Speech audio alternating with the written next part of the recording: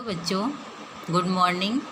अपने पिछले वीडियो में मैंने पेस्टिसाइड्स का क्लासिफिकेशन बताया था, जिसमें पेस्टिसाइड्स को 3 उसमें डिवाइड किया गया है उनके यूज के बेसिस पर।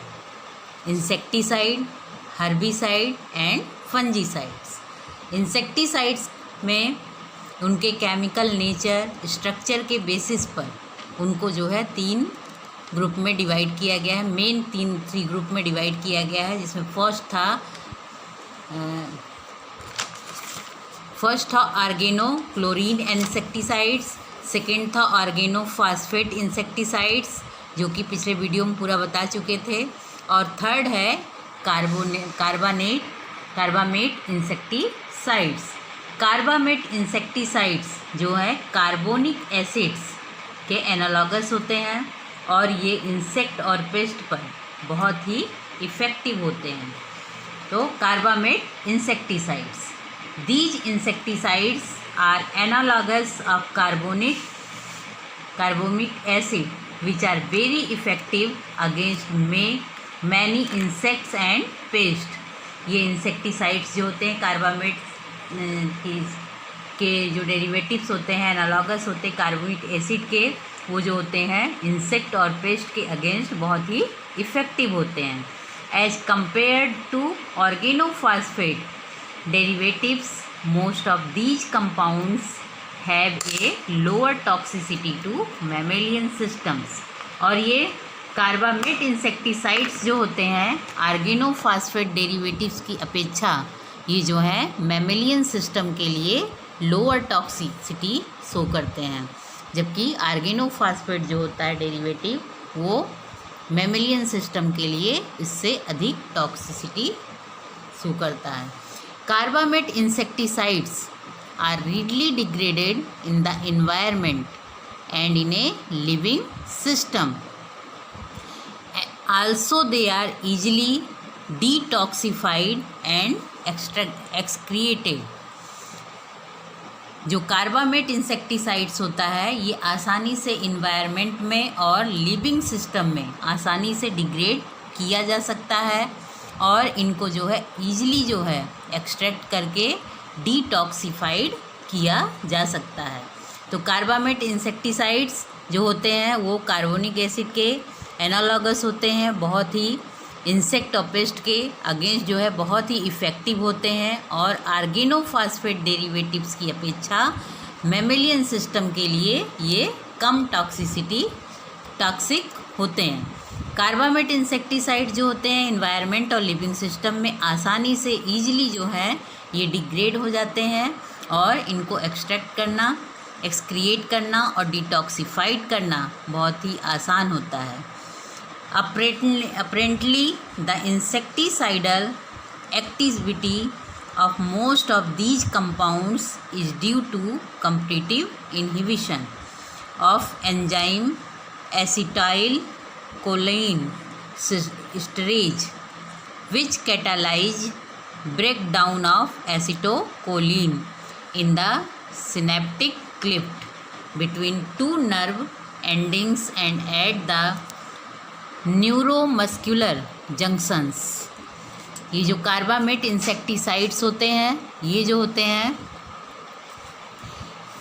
इनका इनहिबिशन जो होता है एसिटोकोलाइन एस्टरेज एंजाइम्स के थ्रू जो होता है, ये एसिटोकोलिन को सिनेप्टिक क्लिफ्ट में जो है ब्रेक डाउन करते हैं, जो कि 2 नर्व एंडिंग्स के न्यूरोमस्कुलर जंक्शन के बीच में होता है ये प्रोसेस।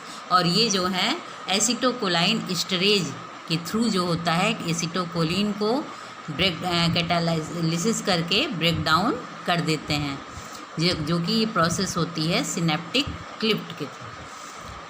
कार्बामेट इंसेक्टिसाइड्स जो होते हैं, कार्बामेट इंसेक्टिसाइड्स न्यूरोमस्कुलर जंक्शन के 2 नर्व एंडिंग्स में जो होते हैं ये एसिटोकोलाइन एस्टरेज एंजाइम्स के थ्रू जो है एसिटोकोलाइन को सिनेप्टिक क्लिफ्ट के थ्रू ब्रेक डाउन करते हैं।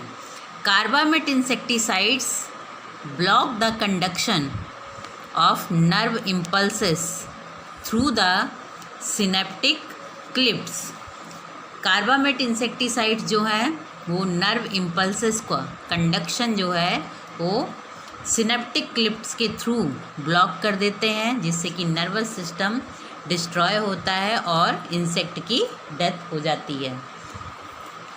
तो इससे हम कह सकते हैं कि जो ये इंसेक्टिसाइड होता है, कार्बामेट इंसेक्टिसाइड्स, ये कार्बोनिक एसिड का जो एनालॉगस होता है और इंसेक्ट और पेस्ट पर आर्गेनोफॉस्फेट की अपेक्षा अधिक इफेक्टिव होता है और मैमेलियन सिस्टम से के लिए कम टॉक्सिसिटी शो करता है। कार्बामेट इंसेक्टिसाइड एनवायरनमेंट और लिविंग सिस्टम में आसानी से डिग्रेड हो जाता है और इनको आसानी से एक्सक्रिएट और डिटॉक्सिफाइड किया जा सकता है।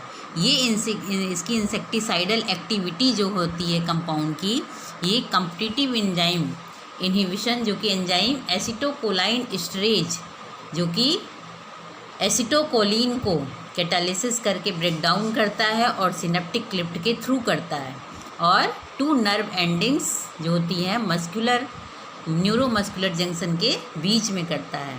कार्बामेट इंसेक्टिसाइड्स जो होता है नर्व इम्पल्सेस को सिनेप्टिक क्लिप्ट के थ्रू जो होता है उसके कंडक्शन को ब्लॉक कर देता है।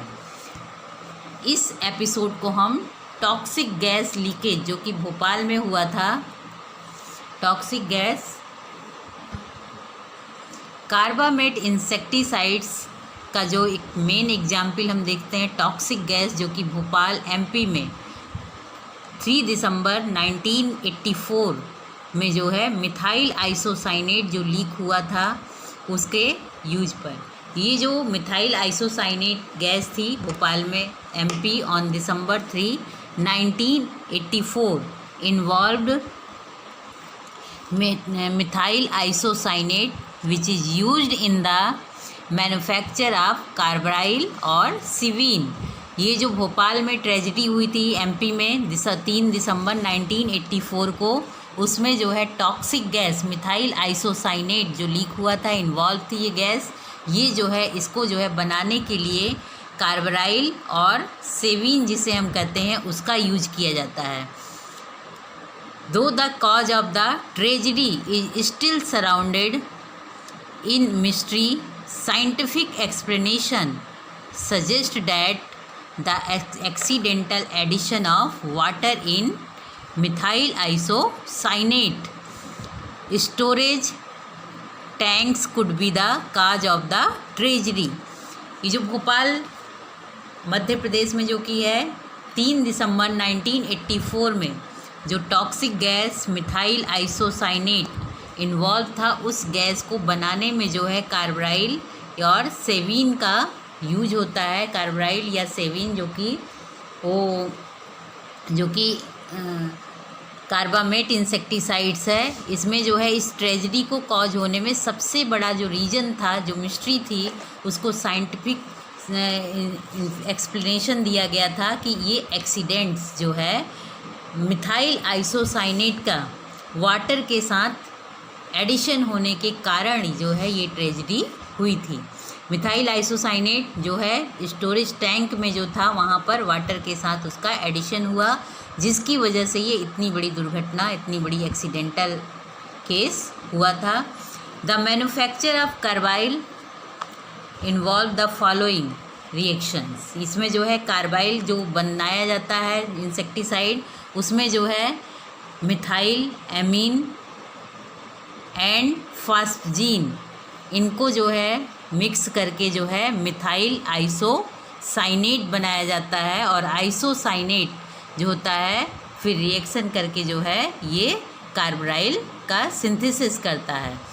तो मिथाइल आइसोसाइनेट में मिथाइल एमीन और फास्जीन ये जो है दोनों मिल करके मिथाइल आइसोसाइनेट बनाते हैं, और आइसोसाइनेट जो है फिर कार्बाइल का मैन्युफैक्चरिंग करता है।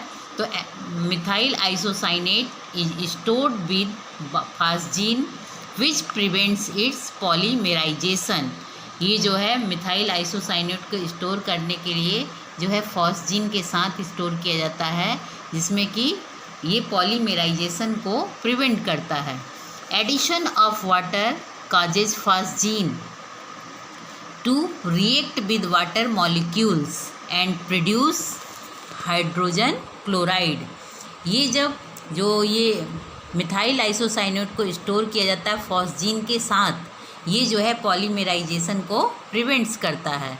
तो जब इसमें फॉस्जीन के साथ वाटर जब मिक्स होता है तब ये फॉस्जीन के साथ वाटर रिएक्ट करता है, फॉस्जीन के साथ वाटर मॉलिक्यूल रिएक्ट करता है और हाइड्रोजन क्लोराइड बना देता है। और हाइड्रोजन क्लोराइड जो होता है, hydrogen chloride catalysis polymerization of methyl isocyanate, a reaction which is the strongly exothermic.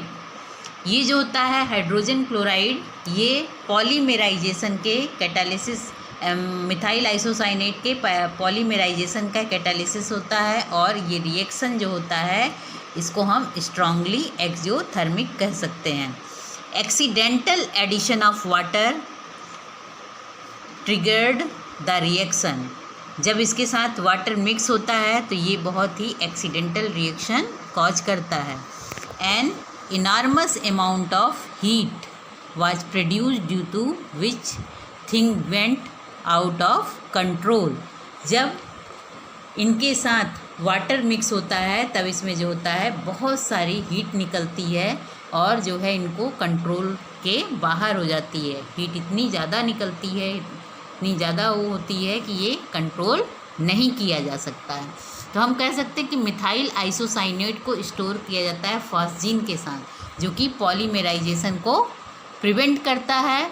जब इसको फॉस्जीन को वाटर के साथ जब ये मिलता है तो ये वाटर मॉलिक्यूल के साथ रिएक्शन करता है और हाइड्रोजन क्लोराइड गैस बनाता है।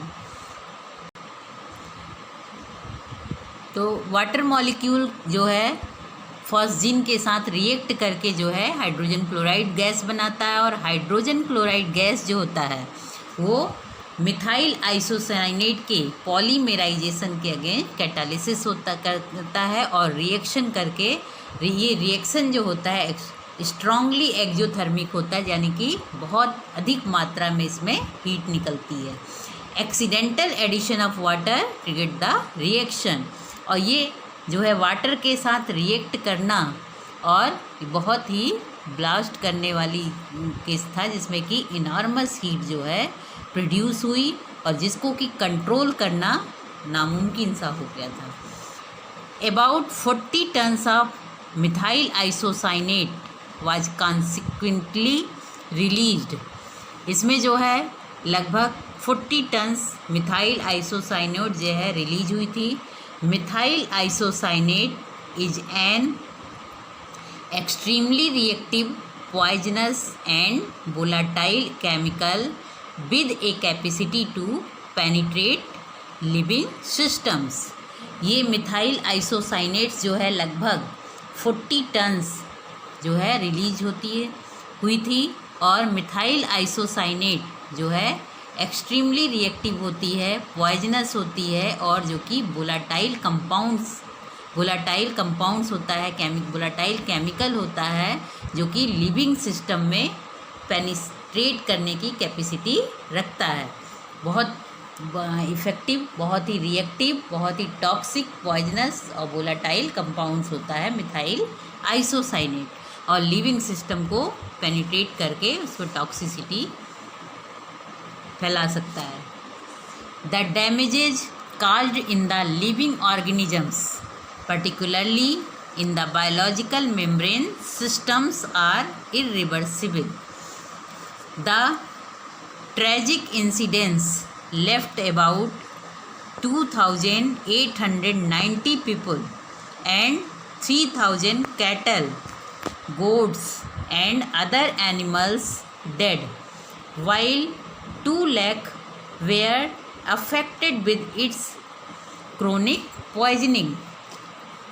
लगभग उस समय जब भोपाल कांड हुआ था 3 दिसंबर 1984 को, जिसमें कि जो इन्वॉल्व गैस थी, टॉक्सिक गैस थी, वो मिथाइल आइसोसाइनेट थी, जो कि कार्बाइड या सेविन बनाने में यूज की जाती है।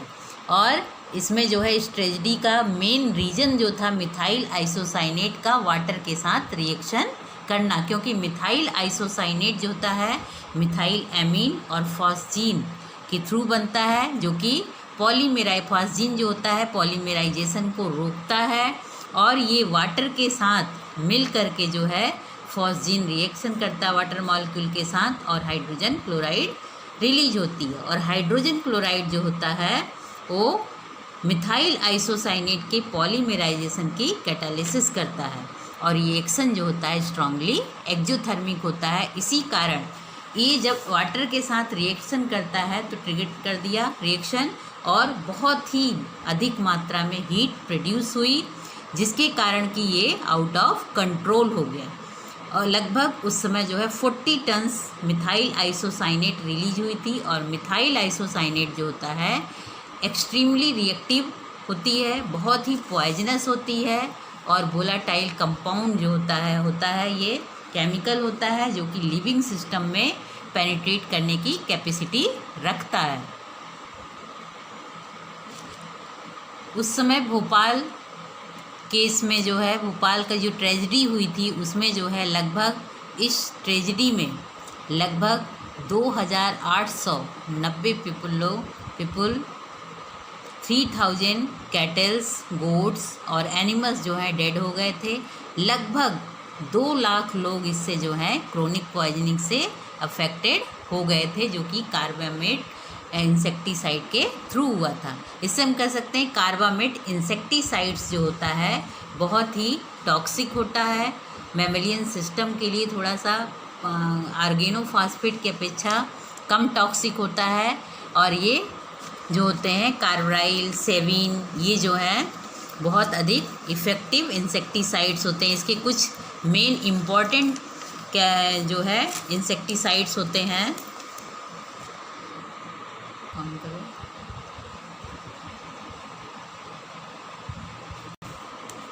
कुछ इम्पॉर्टेंट कार्बामेट इंसेक्टिसाइड जैसे एल्डी कार्ब, जिसकी टॉक्सिसिटी जो होती है 0.8 मिलीग्राम पर केजी होती है। कार्बराइल और सेवीन जो कि मिथाइल आइसोसाइनेट के थ्रू बनती है, इसकी टॉक्सिसिटी होती है 850 मिलीग्राम पर केजी। बेगॉन या फिर प्रोक्सर जिसे कहते हैं, ये 83 मिलीग्राम पर केजी तक टॉक्सिसिटी इसकी पाई जाती है। इसके बाद आते हैं जो पेस्टिसाइड का क्लासिफिकेशन करते हैं। फर्स्ट है इंसेक्टिसाइड और सेकंड आता है हर्बिसाइड्स। हर्बिसाइड्स क्या होते हैं? Herbicides are chemicals which are used to suppress unwanted plants. ये हर्बिसाइड्स जो होते हैं वो केमिकल होते हैं जो कि अनवांटेड प्लांट्स, वीड्स, इनको जो है सप्रेस करते हैं या फिर पूरी तरह से नाश कर देते हैं, इरेडिकेट कर देते हैं। और the use of these chemicals has increased markedly during the last 20 years. इनका जो है यूज जो है इस केमिकल का बहुत तेज़ी से बढ़ा है लास्ट 20 ईयर्स में। The production of herbicides now rival or even exceeds those of insecticides in quality, the volume of application and the total area under treatment। ये इंसेक्टिसाइड्स की अपेक्षा जो है क्वांटिटी में अधिक यूज होते हैं और इसका एप्लीकेशन जो है टोटल एरिया के हिसाब से ट्रीटमेंट किया जाता है। Therefore, these poisonous substances possesses almost similar potential to cause environmental problems, contamination of our food and water supplies as do various insecticides। ये जो होते हैं हर्बिसाइड्स जो होते हैं ये पॉइजनस सब्सटेंस होते हैं और बिल्कुल जैसे कि इंसेक्टिसाइड्स जो होते हैं उनकी तरह ही ये भी टॉक्सिक होते हैं, पॉइजनस सब्सटेंस होते हैं और इन्वायरमेंटल प्रॉब्लम क्रिएट करते हैं और कंटामिनेशन फूड का, वाटर सप्लाई का बिल्कुल वैसे ही वो करते हैं जैसे कि इंसेक्टिसाइड करते हैं। हर्बिसाइड जो है अनवांटेड वीड्स को, प्लांट्स को डिस्ट्रॉय कर देते हैं पूरी तरह से, वो एरिया को साफ कर देते हैं, जिससे हमारे डिजायरेबल प्लांट जो है आसानी से ग्रो कर सकें, हमारी क्रॉप की यील्डिंग अच्छी हो सके, प्रोडक्शन अच्छा हो सके, इसलिए हर्बिसाइड्स का यूज करते हैं। Fortunately, in India, herbicides are not used on such a large scale as they are in developed countries.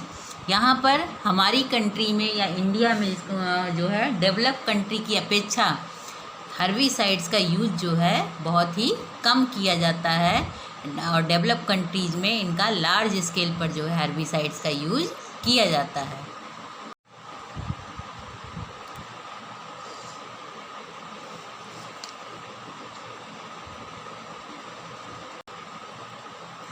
There are only 40 or 50 species of plants which provide 90% of the world's food supply, whereas about 7,000 species are considered undesirable since most of them compete with plants cultivated on large scale for nutrition, water and space. लगभग जो होता है 40 या 50% species plant जो होते हैं वो लगभग वर्ल्ड के 90% फूड सप्लाई को प्रोवाइड करते हैं। वर्ल्ड को 90% तक वर्ल्ड में फूड सप्लाई करते हैं, और लगभग 7,000 स्पीसीज जो हैं ये जो हैं अनडिजायरेबल होते हैं, जो कि प्लांट्स, कल्टीवेटेड प्लांट्स के साथ जो होते हैं लार्ज स्केल पर न्यूट्रिशन के लिए, वाटर के लिए और स्पेस के लिए ये जो हैं compete करते हैं, जिसकी वजह से जो डिजायरेबल प्लांट्स होते हैं उनको ग्रोथ के लिए न्यूट्रिशन, स्पेस या फिर वाटर सही मात्रा में उपलब्ध नहीं हो पाता है। द अनवांटेड प्लांट्स और weeds can cause considerable damage if allowed to grow uninhibited under the highly favorable conditions। इन जो अनवांटेड प्लांट्स होते हैं, वीड्स होते हैं, इनको जो है नष्ट करना, डैमेज करना ज़रूरी हो जाता है, क्योंकि ये अनहिबिटिंग करते हैं हाईली फेवरेबल कंडीशन में, जिसकी वजह से जो डिजायरेबल प्लांट्स होते हैं उनको ग्रोथ के लिए वाटर, न्यूट्रिशन, स्पेस की कमी पड़ती है। और हमें प्लांट्स को, डिजायरेबल प्लांट्स को अच्छे से ग्रो करने के लिए इन अनवांटेड प्लांट्स को डिस्ट्रॉय करना, इरेडिकेट करना आवश्यक हो जाता है, जिसके लिए कि हम हर्बिसाइड्स का यूज करते हैं। We provide to plants we grow in smaller establishments such as are frequent in India. वैसे तो हम प्लांट्स को ग्रो करने के लिए और भी माध्यम का यूज करते हैं, हर्बिसाइड्स वगैरह का यूज जो है इंडिया में बहुत कम होता है डेवलप कंट्रीज की अपेक्षा, पर कुछ मात्रा में हम इसको यूज करते हैं। It is possible to weed out mechanically most of the useless plants, but in larger ones it is not possible to do so. वैसे तो हम इंडिया में जो है, हमारी कंट्री में जो है हर्बिसाइड्स का यूज बहुत ही लोअर स्केल पर यूज़ किया जाता है, बहुत अधिक मात्रा में यूज नहीं किया जाता है। ज़्यादातर हम लोग हाथों से या फावड़े से, खुरपी से अनवांटेड प्लांट्स को उखाड़ करके फेंक देते हैं, जला देते हैं। पर जब बहुत ही लार्ज एरिया में वीड्स को नष्ट करना होता है, प्लांट्स को नष्ट करना होता है, अनवांटेड प्लांट्स को, तो वो जो है हाथों द्वारा मैकेनिकली जो है जी नहीं होता है, इसलिए वहाँ पर हर्बिसाइड्स का यूज करना पड़ता है। Herbicides have therefore become a necessity. तब जो है कुछ मात्रा में हर्बिसाइड्स का यूज करना आवश्यक हो जाता है, क्योंकि इतने लार्ज पैमाने पर, इतनी बड़ी संख्या में, बड़े बड़े फील्ड्स में हम जो है मैकेनिकली जो है अनवांटेड प्लांट्स को इरेडिकेट या डिस्ट्रॉय नहीं कर पाते हैं। इसलिए हर्बिसाइड्स को स्प्रे कर देने से वहाँ आसानी से हम अनवांटेड प्लांट्स को सप्रेस कर सकते हैं या फिर डिस्ट्रॉय कर सकते हैं। Herbicides prepared with intentions to eliminate unwanted herbs should present little problems of chemical toxicity to vertebrates because of the obvious morphological and physiological dissimilarities between the two. Herbicides जो होता है इनका प्रिपरेशन इंटेंशन जो होता है unwanted herb को eliminate करने के लिए जो यूज किया जाता है, ये कुछ मात्रा तक जो होता है इकोलॉजिकल प्रॉब्लम भी क्रिएट करता है, क्योंकि ये वर्टिब्रेट्स में उनकी मार्फोलॉजी उनकी फिजियोलॉजी में डिससिमिलरिटीज उत्पन्न कर देता है और केमिकल टॉक्सिसिटी डेवलप कर देता है, जिसकी वजह से उन अनवांटेड हर्ब्स को तो नष्ट करता ही है, उसके साथ साथ ये इकोलॉजिकल सिस्टम को भी डिस्ट्रॉय करता है, एनवायरनमेंट को भी जो है हार्मफुल होता है एनवायरनमेंट के लिए, और वर्टिब्रेट्स वगैरह के मार्फोलॉजिकल एंड फिजियोलॉजिकल सिस्टम में जो है ये डिस्ट्रॉय केमिकल टॉक्सिसिटी शो करता है, जिससे कि मॉर्फोलॉजिकल एंड फिजियोलॉजिकल डिसिमिलरिटी दिखाई देने लगती है वर्टिब्रेट्स में. Indeed, many herbicides have very low toxicity to mammals. जबकि अब जो हर्बिसाइड्स बनाए जा रहे हैं उनमें से बहुत सारे हर्बिसाइड्स जो होते हैं मैमल्स वगैरह के लिए लोअर टॉक्सिसिटी शो करते हैं.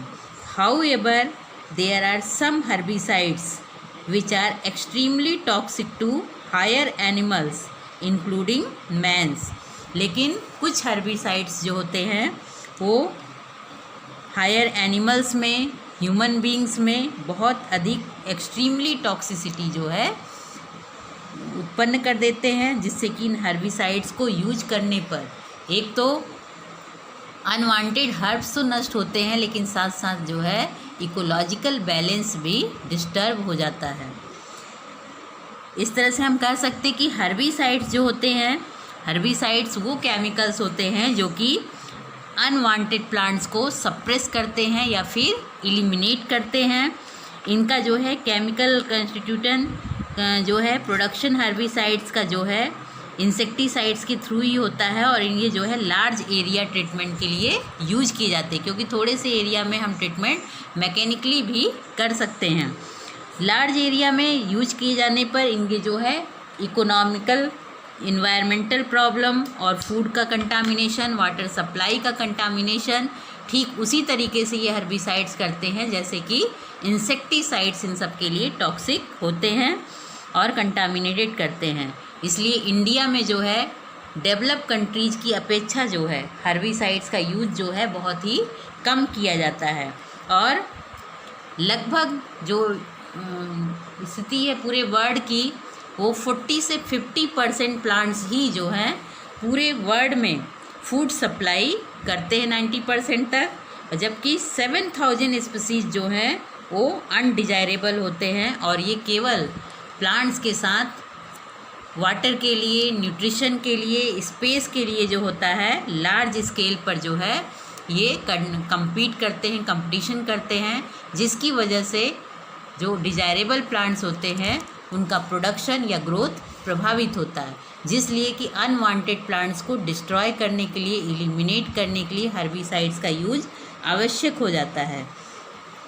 ये जो हैं अनवांटेड प्लांट्स जो हैं, वीड जो हैं, डैमेज फेवरेबल कंडीशन में इनहिबिटिंग करके जो होते हैं हर्ब्स या वीड्स को नष्ट कर देते हैं, और इनका यूज जो है इंडिया में जो है बहुत ही लोअर लेवल पर किया जाता है, जिससे कि अनलेस प्लांट जो हैं इंडिया में हम मैकेनिकली हाथों द्वारा टूल्स के थ्रू या फिर हल चला करके या फिर उन्हें जला करके एलिमिनेट करते हैं. बट जब जहाँ पर बहुत बड़े एरिया में हमें हर्ब्स वगैरह या अनवांटेड प्लांट्स को डिस्ट्रॉय करना होता है, वहाँ हर्बिसाइड्स का यूज आवश्यक हो जाता है.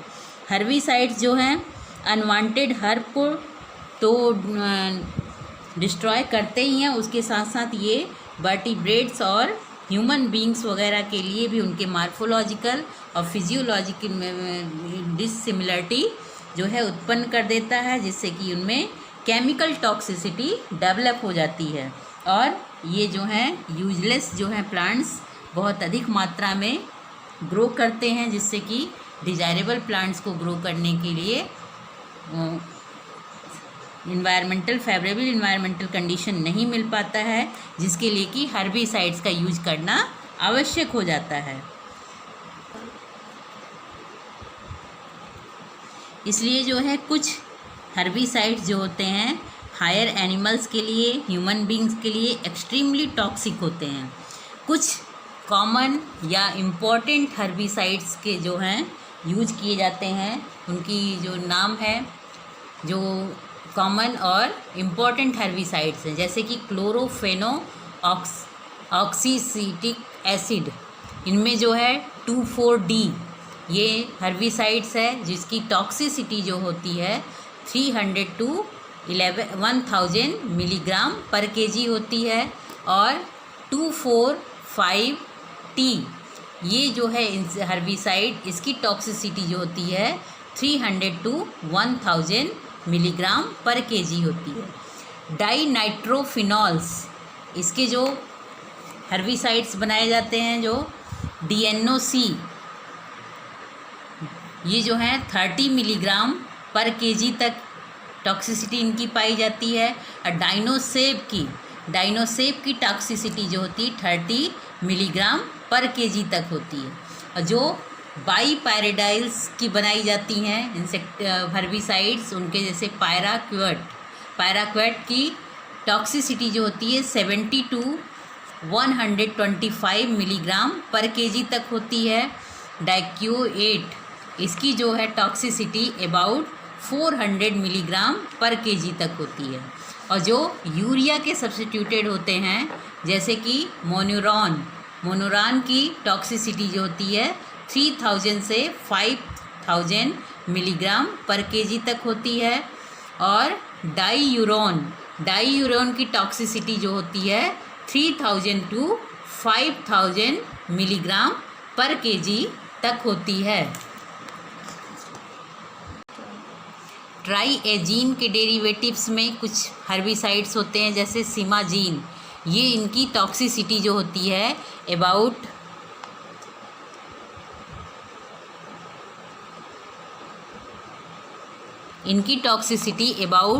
2,000 मिलीग्राम पर केजी होती है।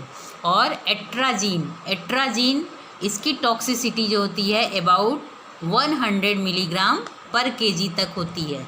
इस तरह से हम कह सकते हैं कि जो हर्बिसाइड्स होते हैं, हर्बिसाइड्स में जो क्लोरोफेनॉक्सीसिट्रेट एसिटिक, डाइनाइट्रोफिनोल्स, बाईपैरिडाइल्स, सब्स्टिट्यूटेड एरिया के जो हैं, और ट्राईएजीन डेरिवेटिव्स, ये जो हैं हर्बिसाइड्स बनाने में यूज किए जाते हैं। और जो कि कमर्शियल लेवल पर ये हर्ब्स वगैरह बड़े पैमाने पर ये herbs unwanted plants, herbs, weeds को किल करने के लिए या सप्रेस करने के लिए यूज किए जाते हैं।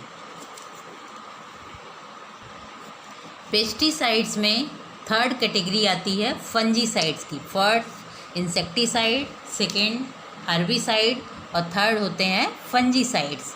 फंजीसाइड्स वो केमिकल्स होते हैं जो कि फंगस को यानी फंजाई को किल करने के लिए यूज किए जाते हैं। और ये फंजीसाइड्स जो होते हैं, ये फंजीसाइड्स, ये केमिकल्स जो कि कुछ जो होते हैं फंजीसाइड इन्फेक्शन के पहले यानी कि फंगस इन्फेक्शन से पहले यूज किए जाते हैं, जिन्हें हम प्रोटेक्टिव फंजीसाइड्स कहते हैं। और कुछ जो होते हैं फंजीसाइड्स फंगल इन्फेक्शन होने के बाद, उनके एंटर करने की, फंगस के डिजीज उत्पन्न करने के बाद उनको जो है जब होस्ट पर यूज किया जाता है, वो जो है पेस्टिसाइड्स कुछ जो हैं बाद में यूज किए जाते हैं, फंजीसाइड्स कहलाते हैं। इरेडिकेशन और curative fungicides are applied to cure to the fungal infection which has already set in. ये जो फंजीसाइड्स होते हैं, जो केमिकल्स जो फंगस को किल करते हैं, फंजीसाइड्स कहलाते हैं। और ये फंजीसाइड दो तरह से वर्क करते हैं, एक तो होते हैं प्रोटेक्टिव फंजीसाइड और दूसरे होते हैं इरेडिकेटिव फंजीसाइड्स। इरेडिकेशन का काम करते हैं, यानी कि डिजीज लगने के बाद कुछ फंगल इन्फेक्शन के पहले जो फंजीसाइड यूज किए जाते हैं, स्प्रे किया जाता है या फिर लेप किया जाता है, वो फंगस से प्रोटेक्ट करने के लिए किया जाता है ताकि फंगस उस पर ना लगने पाए। और कुछ फंजीसाइड जैसे कि किसी होस्ट प्लांट पर डिजीज लगने के बाद उस पर स्प्रे किया जाता है ताकि कि उस फंगस को किल करके डिजीज को ख़त्म किया जा सके। तो इस तरीके से दोनों तरह के फंजीसाइड्स कमर्शियल लेवल पर पाए जाते हैं। Fungicides are chemical use to kill fungi. These chemicals may be used before the onset of fungal infection, in which cause they are termed as protective fungicides. The fungal infection is unable to enter and develop in the host plant in presence of these fungicides. Eradication or curative fungicides are applied to cure the fungal infection which has already set in. जो ऐसे तरह के fungicides होते हैं जो कि कुछ जो होते हैं प्रोटेक्टिव फंजीसाइड्स के रूप में यूज होते हैं, अगर इनको लगा दिया गया है या स्प्रे कर दिया गया है तो वहाँ पर फंगल इन्फेक्शन को एंटर करने से पहले ही वो रोक देते हैं और फंगस को वहाँ पर डेवलप ही नहीं करने देते हैं। और दूसरे होते हैं जबकि फंगल इन्फेक्शन आ चुका होता है तब फंगल इन्फेक्शन को सब ख़त्म करने के लिए, फंजाई को डिस्ट्रॉय करने के लिए, किल करने के लिए फंजीसाइड यूज़ किए जाते हैं जो कि पूरी तरह से फंगस को इरेडिकेट कर देते हैं। इस तरह फंजीसाइड्स जो होते हैं इरेडिकेटिव टाइप के या फिर क्यूरेटिव टाइप के दोनों तरह के पाए जाते हैं। Detailed toxicological investigations have only been performed in cases of few fungicides. A detailed review of the action of fungicides on target organisms has been published by Leukens. ल्यूकेंस ने 1971 में जो है फंजीसाइड के एक्शन के बारे में बहुत विस्तार से, जो कि टारगेट ऑर्गेनिज्म के फंजीसाइड के रूप में जो है उनके एक्शन के बारे में डिटेल रूप से एक्सप्लेनेशन दिया था। Although many of these compounds have little toxicity to vertebrates, there are a few notable exceptions.